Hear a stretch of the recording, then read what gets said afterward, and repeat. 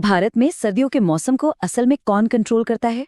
हमें लगता है कि ये सब लोकल है, पर क्या हो अगर मैं कहूं कि कुछ ग्लोबल पपेट मास्टर्स हैं जो अदृश्य धागों से सब कुछ कंट्रोल कर रहे हैं। जी हाँ, आज हम इन्हीं के राज से पर्दा उठाने वाले हैं। कभी सोचा है कि दिल्ली में अचानक वो ठंडी वाली बारिश क्यों हो जाती है? या फिर जनवरी में पूरा चंडीगढ़ घने कोहरे की चादर में क्यों लिपट जाता है? देखिए, ये सब बस ऐसे नहीं हो रहा है। इसके पीछे एक बहुत बड़ी साइंस है। तो इसका जवाब कहाँ है? बंगाल की खाड़ी में या शायद अरब सागर में? जी नहीं, हमारी सर्दियों की कहानी असल में यहाँ से 5000 किलोमीटर से भी ज्यादा दूर मेडिटरेनियन सी में शुरू होती है। तो चलिए इस पूरे रास्ते को फॉलो करते हैं। तो चलिए शुरू करते हैं हमारी पड़ताल और सर्दियों की इस बारिश के रहस्य को सुलझाते हैं। तो इस पूरी मिस्ट्री का जो मेन कैरेक्टर है वो है वेस्टर्न डिस्टर्बेंस। अगर आसान भाषा में कहूं तो ये एक ऐसा तूफान है जो ट्रॉपिक्स के बाहर हमारे वायुमंडल के ऊपरी हिस्से में बनता है। और हाँ, इसे हम और आप महावत या सर्दी की बारिश के नाम से भी जानते हैं। और इसका असर बहुत ही जबरदस्त है। एक तरफ तो ये रबी की फसलों के लिए मतलब गेहूं के लिए एक तरह से लाइफलाइन है। हिमालय के ग्लेशियर्स और नदियों को भी यही पानी देता है और जंगलों को जरूरी नमी पहुंचाता है। लेकिन सिक्के का दूसरा पहलू भी है। यही वेस्टर्न डिस्टर्बेंस अचानक आने वाली बाढ़, बर्फीले तूफान और घने कोहरे जैसी आपदाओं की वजह भी बनता है।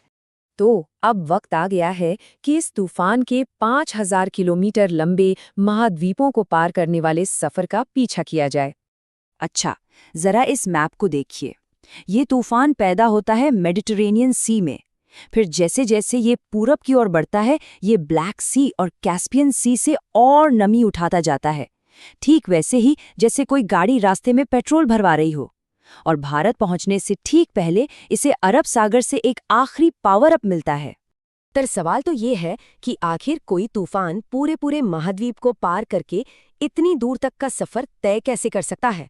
इसका जवाब है एक एटमॉस्फेरिक हाईवे में। इसका नाम है सब ट्रॉपिकल वेस्टर्ली जेट स्ट्रीम। आप इसे हवा की एक नदी समझ सकते हैं जो हमारे सिर के बहुत ऊपर करीब 400 किलोमीटर प्रति घंटे की अविश्वसनीय रफ्तार से बहती है। यही जेट स्ट्रीम इन तूफानों को पकड़कर सीधा भारत की तरफ फेंक देती है। और जब ये तूफान आखिरकार भारत पहुंचता है तो होता है एक जबरदस्त ड्रामा। साइबेरिया से आने वाली बर्फीली और सूखी हवा इस तूफान की लाई हुई गर्म और नमी से भरी हवा से टकराती है और इसी टक्कर से हमारी सर्दियों की बारिश, हिमालय की बर्फबारी और वो घना कोहरा पैदा होता है। लेकिन कहानी यहीं खत्म नहीं होती। ये वेस्टर्न डिस्टर्बेंस अकेला काम नहीं कर रहा है।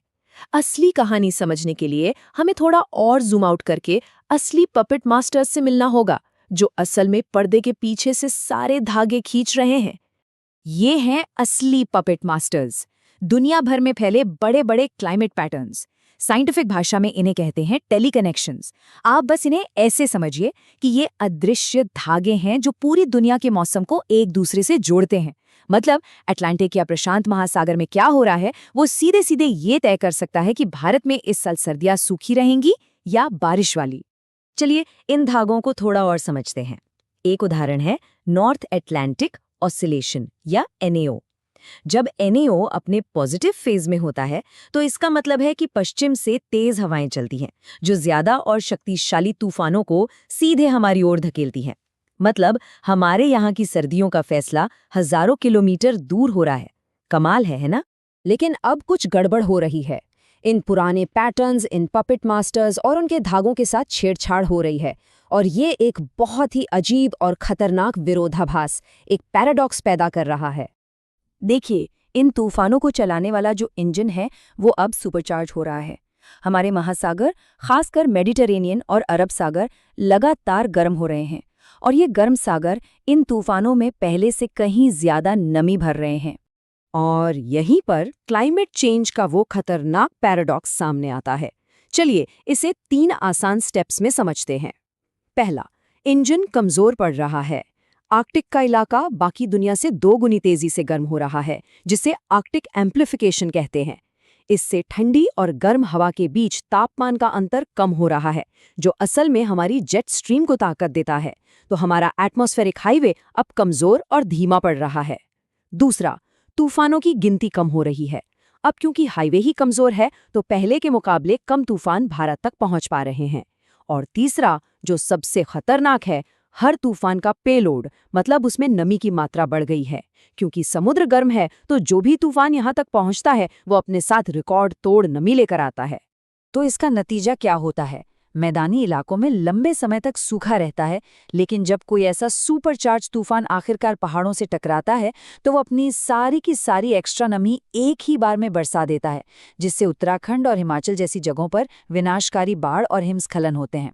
और अब हम पहुंच रहे हैं कहानी के सबसे खतरनाक मोड़ पर, इन सर्दियों के तूफानों का मॉनसून के साथ टकराव। इस पूरी कहानी का सबसे डरावना हिस्सा ये है, क्लाइमेट चेंज इन शक्तिशाली सर्दियों के तूफानों को साल में और आगे धकेलता जा रहा है, मतलब सीधे गर्मियों के मॉनसून से टकराने के लिए। और ये सिर्फ कोई थ्योरी नहीं है, ये हमारी आंखों के सामने हो रहा है। याद कीजिए 2014 की कश्मीर बाढ़, 2021 की चमोली आपदा, 2022 की वो भयानक गर्मी जब ये तूफान आए ही नहीं और हमें गेहूं का एक्सपोर्ट बैन करना पड़ा, और 2023 की हिमाचल की भयानक बाढ़। ये अलग-अलग घटनाएं नहीं है, ये एक पैटर्न है। ये नई हकीकत ऊंचे हिमालय से लेकर पंजाब, यूपी, दिल्ली के मैदानों तक और यहाँ तक कि नेपाल से आने वाली नदियों के कारण बिहार में बाढ़ लाते हुए लगभग 1 अरब लोगों के लिए सीधा खतरा बन रही है। जो पपेट मास्टर्स थे वो अब नियम बदल रहे हैं। तो सबसे बड़ा सवाल ये है कि जो आगे आने वाला है, क्या हम उसके लिए तैयार हैं?